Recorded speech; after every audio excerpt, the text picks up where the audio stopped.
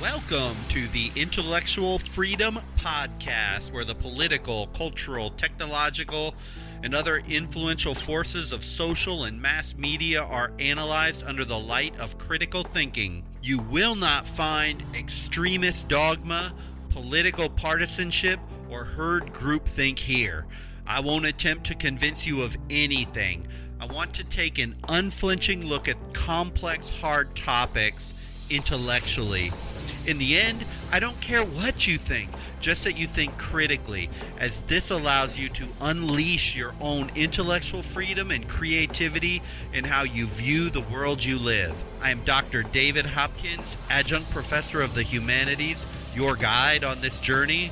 But enough with the introduction, let's get started. Social media and the internet has changed for the worse the way Americans are communicating. The language of discourse and the debate has degraded so severely in the last decade. In many ways, it's not even recognizable from even 10 years ago.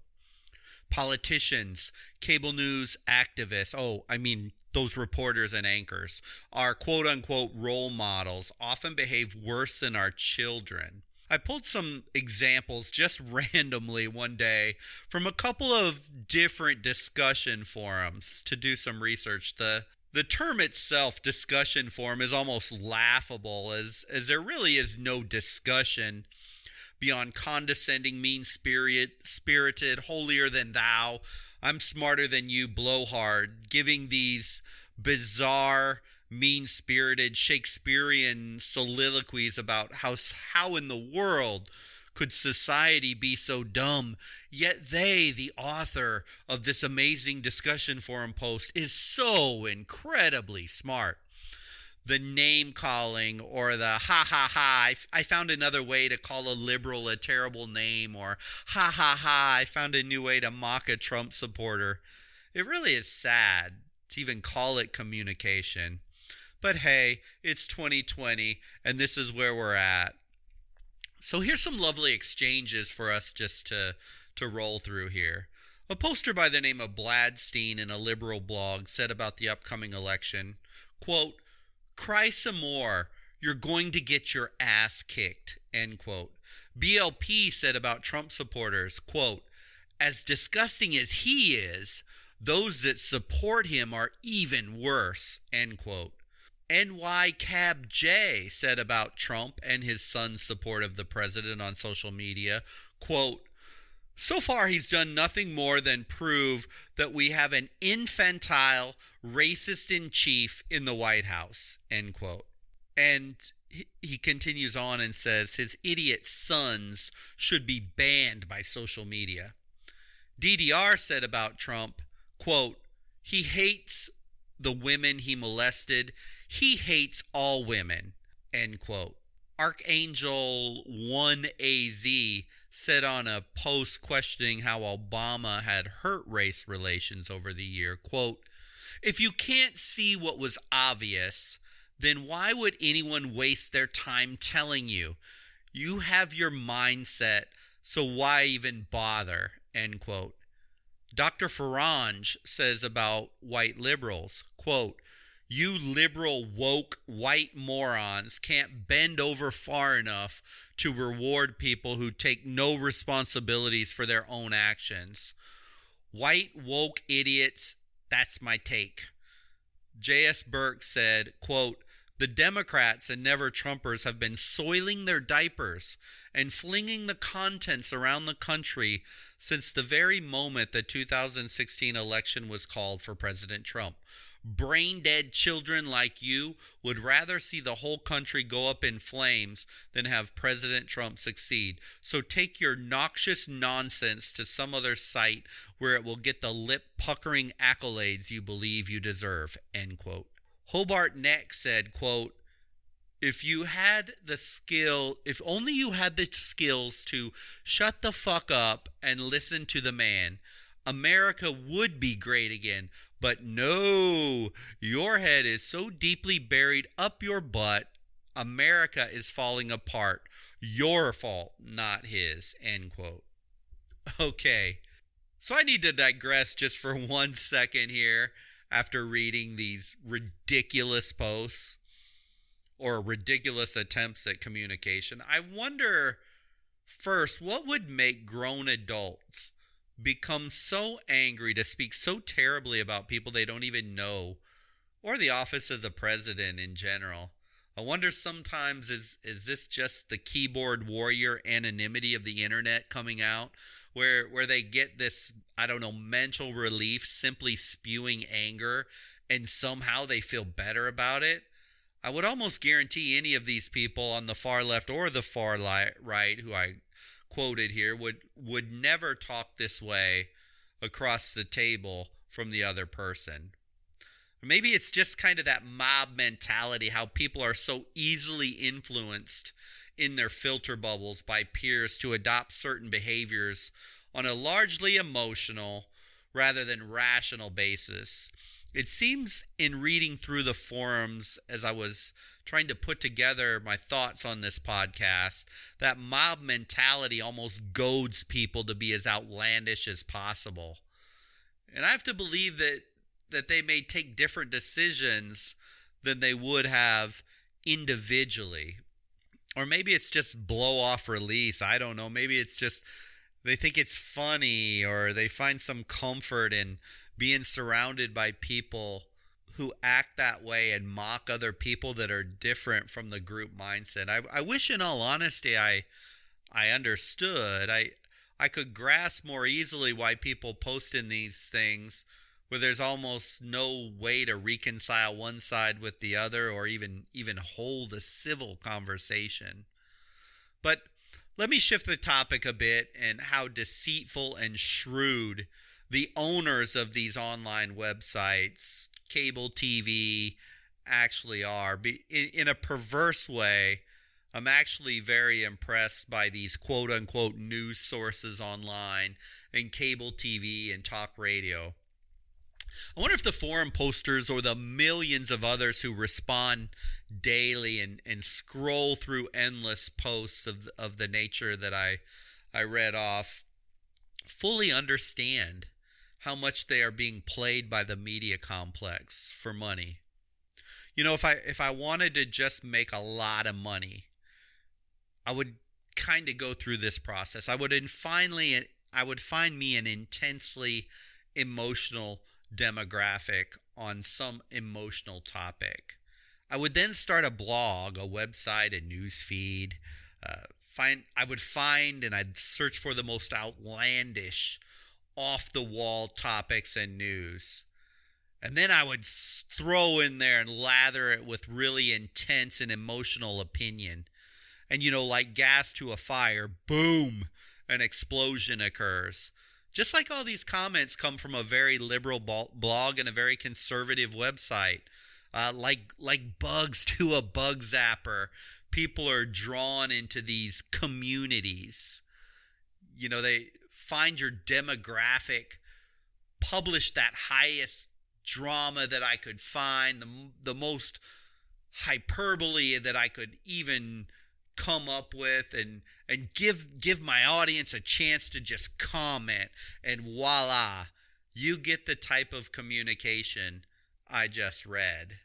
Yet, I have to believe most people want more than this kind of garbage. That they get bored and they get tired of the screeching, screaming, name-calling. So I think it's important for us to remember how we actually do communicate effectively, because it still is possible. Because when we learn to communicate effectively, not only does it allow us to become wiser, more intellectual, and more discerning, but it also helps us identify and filter out those more interested in hyperventilating and pontificating than actually communicating. The early Greeks, they had this magnificent philosophy, and it's really embodied in 3 sequentially arranged words. And that's what I want to focus on here. Ethos, pathos, and logos. I mean, you may have remembered these terms from college at some point. These are not some obscure ideas, and they're taught quite frequently. It's just as we get out in the real world, a lot of times we just forget about them. And more importantly than the definitions themselves is almost the sequence in which you use them in communication that the real power is located. If we follow 1, 2, 3 in these three things, we can literally cut to the essence of interacting and engaging with others. At the core of the concept of putting full effort first into trying to understand, and then secondly, communicating your own perspective. I want to say that one more time. The most important thing is putting full effort first at trying to understand the other side and then communicating your perspective. This helps slash the hot-headed emotion out of all your interactions with people that we do not necessarily agree with. With that family member, Thanksgiving's going to be here before we even know it. And when you're sitting around the holiday dinner table and that aunt, that uncle, that brother, that sister that's always all full of emotion and hot air and fully ready to engage in argument, remember that if you follow these things, it helps slash out that hot-headed emotion. So let's talk about the first step is ethos. And I'm going to generalize here a definition of ethos, but really what it comes down to in many ways is it's just your character. And it's used to describe those guiding beliefs or ideals that characterize your personal credibility, the faith people have in your integrity and your competency. It's the trust that you inspire.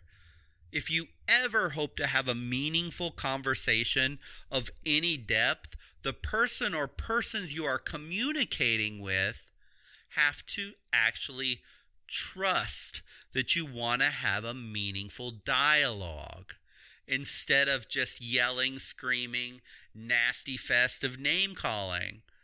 We almost always online, we fail at this very basic level.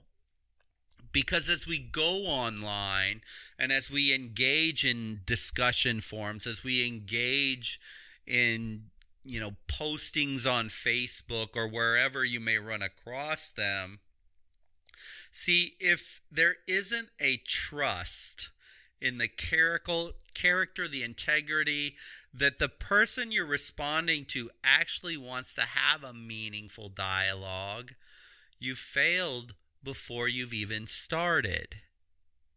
And so if you can't even establish ethos in any way, shape, or form, you may need to consider whether it's even worth it to go ahead and continue the conversation. You ever heard that little saying, think before you hit send? Well, or think before you post. This ethos concept is critical if you truly want to have a meaningful dialogue, because if you don't establish that initial credibility, that faith, that the person you're going to engage with knows that you actually want to engage with them in a meaningful dialogue instead of just a yell, scream, let's give each other, I get a point because I made fun of him, or they get a point because they said something that works, that will never lead to a meaningful dialogue. So that's the first step. The second step is called pathos, and that's your empathetic side. It's the feeling. It means that you are in alignment with the emotional thrust of another person's communication, that you truly want to understand. It is that emotional appeal to the other side. I think too often this is simplified to persuading them, that the goal is persuading, but in reality, when we look at pathos, it's deeper. It's showing that level of empathy, the human capacity to understand or feel what another person is experiencing. Or at least, if you can't get that far, at least showing a true willingness to try. from within your own frame of reference. When you can place yourself into another person's position and understand it, your level of perception skyrockets. And with this knowledge, you then can move to the final stage of communication. Logos. And this is that logic, the reasoning part of the presentation. This is that left brain presentation of arguments, of ideas, logically, sequentially, and without emotion. In what we usually tend to do is we go right to the argument itself, which is actually 100% wrong. See, the problem is in going right to the logos or the logic is if you have not established trust with that person you are attempting to convince, you're never going to convince them because that person doesn't trust you. Put that in your own perspective in your own life. Do you ever change your position on something when somebody talks to you about it, about a topic of whatever sort, but you don't really trust that person? Would you ever believe them and change your opinion? Of course you wouldn't do that. So your ethos or your character has to be established first. But you say, how in the world can I establish ethos? And especially in an online world, is that even possible? And the answer is yes. Yes, you can do it. And the way that you establish your ethos is your pathos. Once the ethos and a pathos are established, now the logos, the actual rational intellectual discussion, it can occur and a truly meaningful dialogue happens. The reason we don't see a meaningful dialogue anymore is that there is no trust and there's no empathy established in the discussion. So thus it very quickly often devolves into like those examples I gave you, name calling, nasty sniping back and forth, or people just saying, shut up, I don't even want to listen to you. But before I progress further, let's just go back. So I said you have to establish ethos, and the way you do that is through pathos. It comes across loud and clear when you openly say, hey, I don't get your position. Can you explain that to me further? Or, wow, that must be really hard when you're going through this. Help me understand this better. It doesn't have to be grandiose things, but just common human decency. Because if you want to come across as somebody who truly wants to understand, that you will actually listen, actually consider, and actually attempt to empathize with those that you do not agree, then you begin to build up ethos and pathos. And now you're then on the road to a meaningful communication. In society today, assuming they don't immediately fall into a plethora of fallacies in reasoning, like name calling, either or logic, or straw man arguments. And wow, as I even say this, I think I need an entire podcast on politicians and these fallacies in reasoning as they go deep here. You can always research fallacies in reasoning, and you can see where the logos breaks down in a number of different things. But we just tend to go straight to the logos for the ideas. And they try to convince other people of the validity of that logic without first taking those purely human important steps. Because that first step of ethos, that's you internally. That's your character. That's who you are deep. And then you combine it with pathos, that ability to demonstrate to others around you empathy. You got to have those two things, and it can almost never work if you don't. Funny how we keep banging our head against the wall doing the same thing over and over, expecting a different result. Going right to the logos and saying, well, it's a logical argument. Obviously, it's a logical argument. Why don't you get it? You need to get it. It's just blatant. What are you, ignorant? What are you, stupid? It can just see how that can just devolve into just terrible things right away, and the communication just almost instantaneously breaks down. The most important thing humans do in life is communicate. We literally spend almost all of our waking hours doing this. We're either speaking, we're writing, we're listening. We are always communicating verbally. Music is a form of communication. It's just what we do. We communicate. We express ourselves. But we're getting less and less effective at it. And if we think about it, we have spent years learning how to read and write, years learning how to speak. But what about the most effective, important communication skill to establish both ethos and pathos? We almost never study it, and that skill is listening.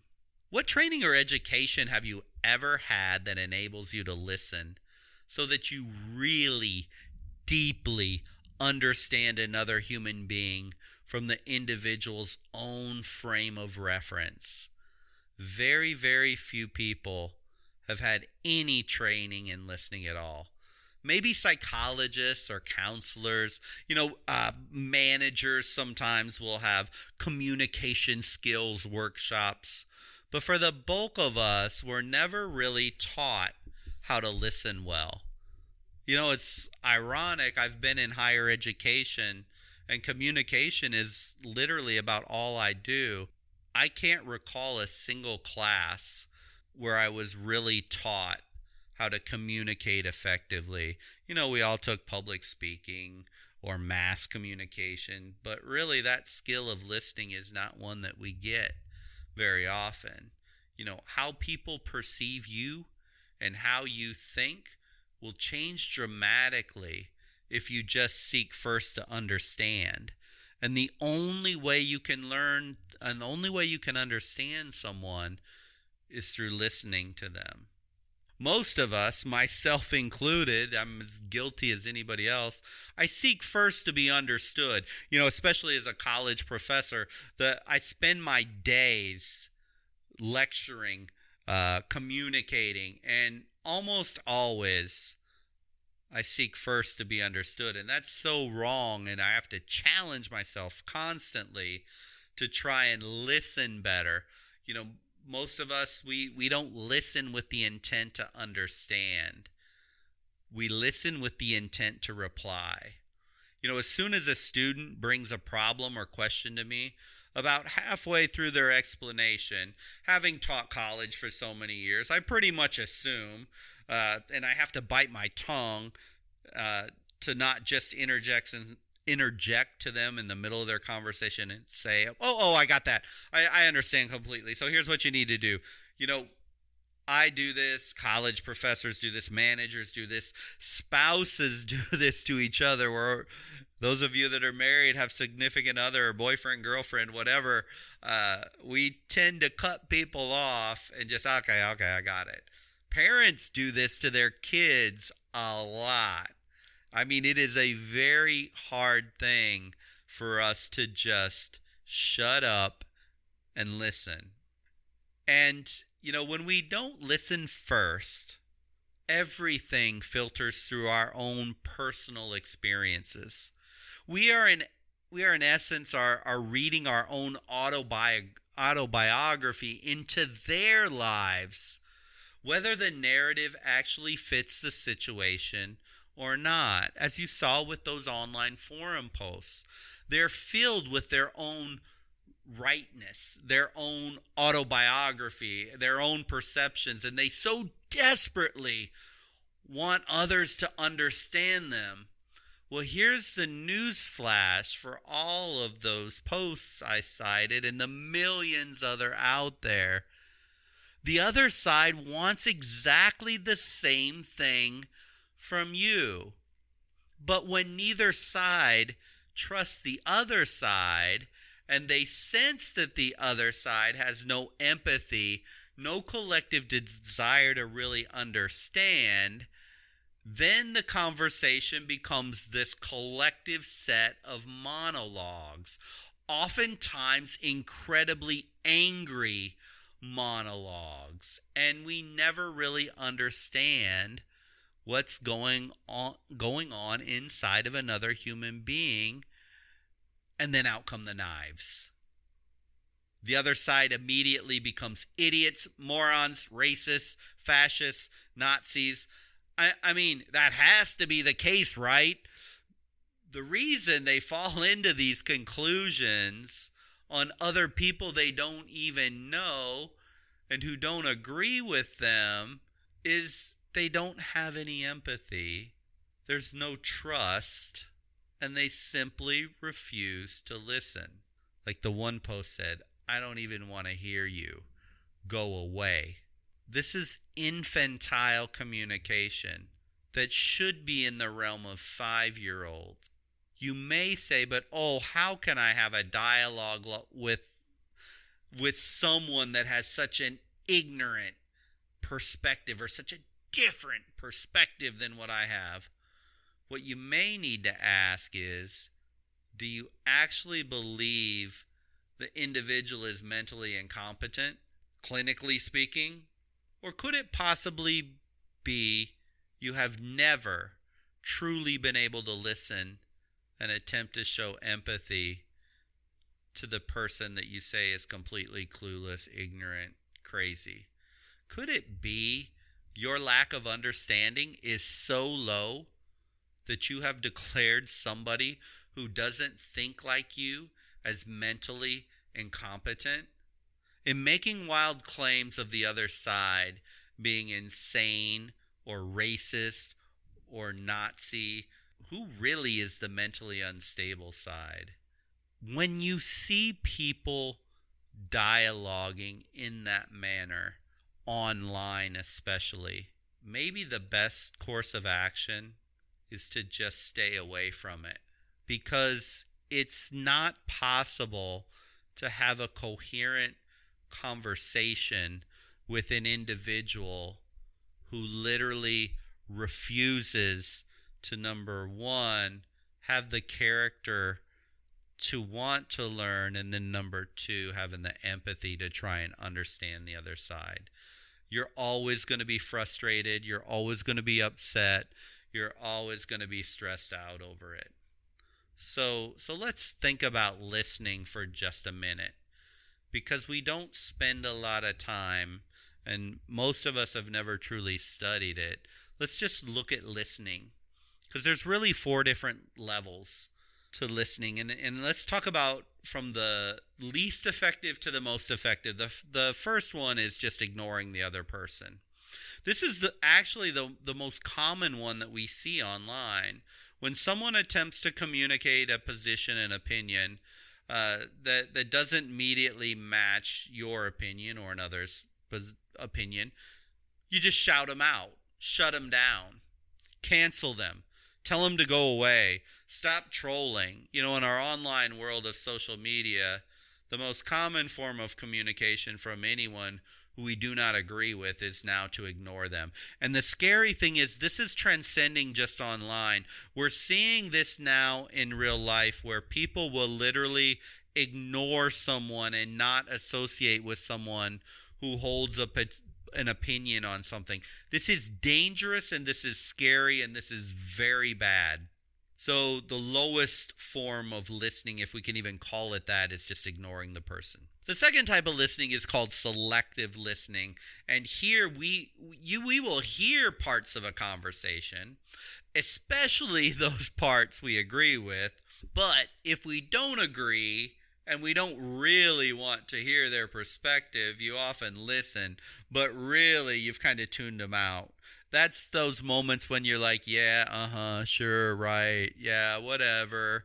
You acknowledge that you're in the presence of them, but in essence, you're not really giving them the full attention to be able to understand them deeply. You're just filter feeding through what works for you and discarding what doesn't. The third type of is active listening, and at this level we're approaching a deeper level of communication. As here we are engaged, we're focused, we're ensuring we're understanding what someone says with statements like, if I understand what you're saying, is that fill in the blank? Or maybe you're mimicking their body language or maintaining positive eye contact. You're acknowledging the speaker. This is all great. It's good. It's functionally effective. But is it really touching an attempt to deeply understand the person? Or are you just regurgitating your communication class textbook techniques? Usually a person can see through this. It's much, much better than the first two. Don't get me wrong. And if you can get to active learning, you're well above most people, but it's far from perfect. If you really want to hit kind of that nirvana of communication where true communication and connection occurs, it's something called empathetic listening.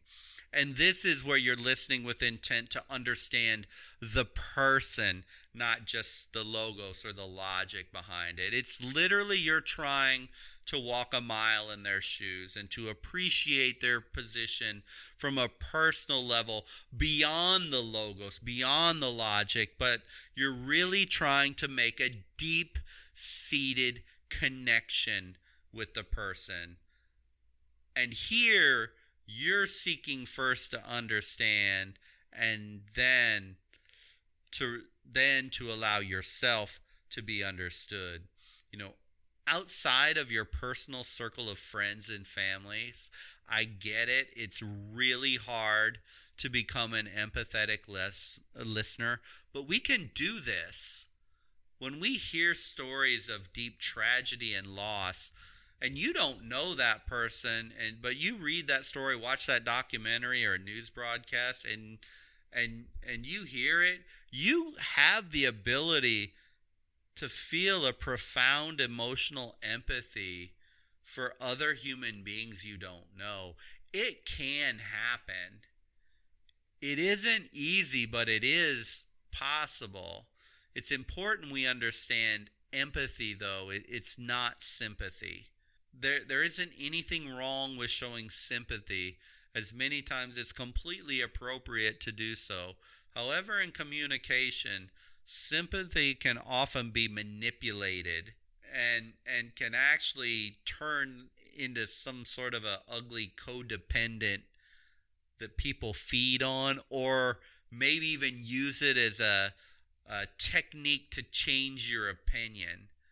In empathetic listening, you don't have to agree with the person, yet you fully and deeply understand that person emotionally as well as intellectually. So empathetic listening, you don't necessarily have to agree, but you do fully and deeply understand the person. Here's a hypothetical example. Let's just assume I run across a mother who lost her child to a school shooting. She vehemently believes we must have stricter gun control laws. She can cite the rise of shootings, the fact that semi-automatic weapons have no place in modern hunting or sports, background checks simply are not sufficient, and thus the way to end violence is end gun possession. We all know the arguments for gun control. Now, I can disagree with the stance using logos, just as she did, of guns, don't kill people, people kill people, and millions of gun owners never shoot anyone. Evil or sick people are the ones that shoot people. And then, of course, I could cite Second Amendment rights that were granted in the Constitution. And we could discuss self-defense and how responsible gun ownership looks like, blah, blah, blah. We could have that conversation. However, in the end of this hypothetical situation, let's assume we both are very stringently on either side, and we can't reach an agreement, yet, wow, can I completely empathize with her. Having children myself, I can't fathom the depths of pain she must have felt when she found out her child was murdered.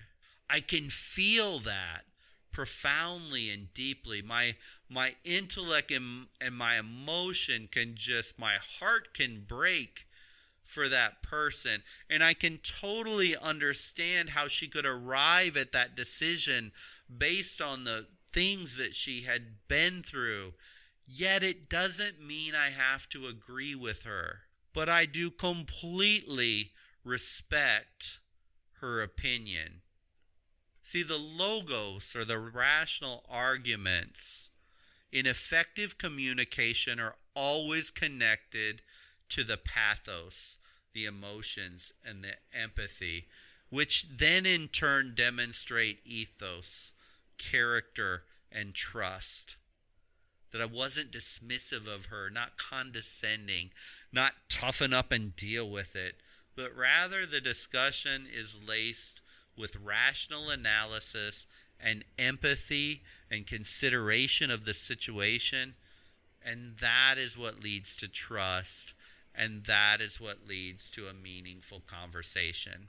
See, empathetic listening is so powerful because it opens the doors to hear not just the logical arguments of the other side, but you're truly attempting to be empathetic and understand them on a human level.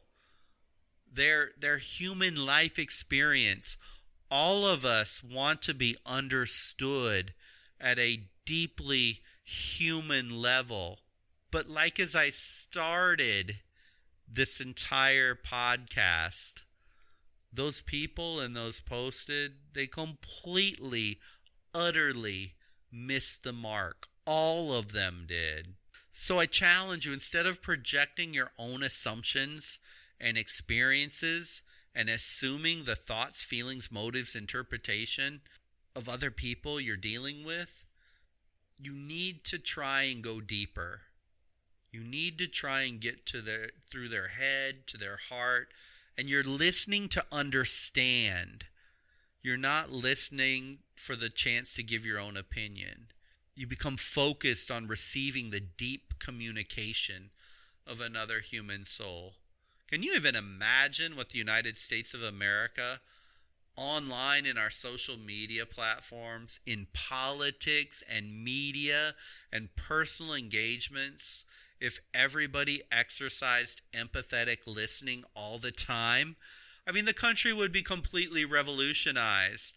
The untapped potential would be beyond grand. Anger would fall. Stress would fall. Violence would fall. Bullying would end. Nearly all forms of hatred and racism would be gone. Is this a pipe dream? Yeah, well, probably it is. Probably it is. But it doesn't mean you and I and those around us that we have communication with, that we can't begin to influence and bring as many people along the journey to true intellectual freedom through simply listening and communicating effectively. We don't have to be like the nasty politicians. We don't have to be like the bobblehead cable news anchors. We don't have to be like these jerks that are online that are just spewing hate constantly and slinging names at other people without even knowing them at all. We don't have to be like that. And if we change to empathetic listeners, and those around us start to see us change, they may start to change, and then they may start to influence others, and so on and so forth. It could make a huge difference, but we gotta put the brakes on the path that we've been going on. So seeking first to understand before we jump into getting our point across is hard. It's so much easier to plead, beg, cajole, coerce, or pressure other people to change their position. Here's the logic of it all. Voila. Don't you see it? Don't you see it? Oh, you don't get it? Well, then you must be a racist, a sexist, an idiot, or have a brain deficiency because obviously I'm right and smart and great and, well, you're not.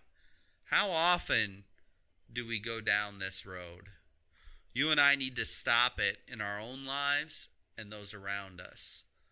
Empathetic listening is not hard, but it is risky. You and I have to be really secure in ourselves to go into a deep listening experience because we open ourselves up to be influenced. We become vulnerable. You know, it's actually a paradox in a sense because in order to have influence, you have to be influenced. That means you have to really have empathy and understanding. Yet it's so much safer to be superficial and loud and blame others on disagreement. It's the child's way out. It's the less wise, it's the less intelligent way, no matter what our politicians and cable news activists, those reporters, try to tell us. If we really seek to understand without hypocrisy, without guile, there will be times when we will be literally stunned with the pure knowledge and understanding that can flow from someone else back to us from another human being. You know, I challenge you and I challenge myself to elevate our communication back to a higher standard. We can do this. It's slow and it's individual, but it's not impossible, and we can get back some of what we've lost over the last decade or so from the internet and online social media. Thank you for listening to the podcast. I hope you found value. The discussion on this topic and many others will continue in our private forums. I personally will be joining you over there. If you're not a member yet and looking for a community online that is very different, go to www.daviddhopkins.com. That's www.daviddhopkins.com. Follow the links and you can join us. The best way to expand intellectually is to engage in real dialogue in a way that fosters growth, understanding, and rigorous discussion without the name-calling, the demagoguery, and flame-throwing silliness of social media and the rest of the online open forums. This is what the private forum will provide for you, a safe environment to have an open, honest dialogue. I would love to see you join. Until the next podcast, all my very best to you and your family.